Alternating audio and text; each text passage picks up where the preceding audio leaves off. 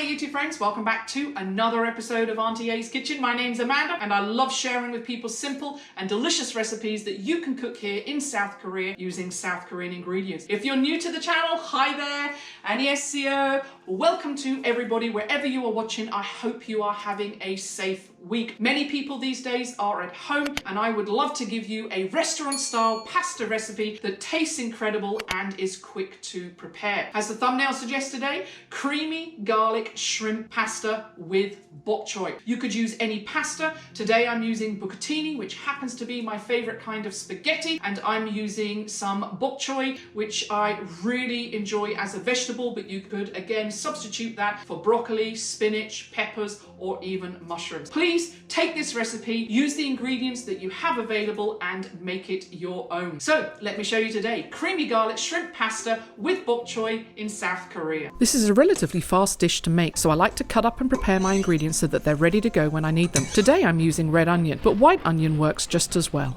Next, I finely grate up a bowl of parmesan that we will use in our sauce later. As I mentioned in the introduction, I'm using bucatini. It's slightly thicker than spaghetti and has a hole running down the middle. Once your water has then come up to a boil, add a generous amount of salt and then add your spaghetti. You will notice in a lot of my videos I use a wok, and the simple reason for this is that I like the high sides of the pan and it saves on clear up. Into my wok I place some oil and butter. The oil will stop the butter from burning. Once the butter starts to melt, I add my king-size shrimp to the pan. I get these from Emar. I personally like the shrimp with the tails on, but you can use whatever you have. You could also use prawns in this recipe. As the shrimp are cooking in the wok, I add 2 cloves of garlic and some crushed red pepper flakes for some heat. I like my dish quite spicy, so I add quite a few flakes. If you have fresh hot pepper, then feel free just to cut this up and add this to your recipe. I also season with some salt and pepper. While your shrimp are cooking, don't forget to keep stirring your spaghetti every so often so that it does not stick to the bottom of your pan. Once your shrimps are cooked, take them off the heat and place them into a bowl and leave them on the side for now so that you can start preparing the delicious creamy sauce that will bring all of the ingredients of this recipe together. Using the same pan, throw in the onions and allow these to cook and absorb all the flavours from the pan. As the onion begins to soften and become translucent, add a cup of white wine and this will bring a wonderful depth of flavour to your sauce. On a medium to high heat, then allow this to simmer and reduce. My spaghetti's been cooking for about 8 to 10 minutes, so I take it off the stovetop, drain it from the water, but keep it in the pan so that it can stay warm.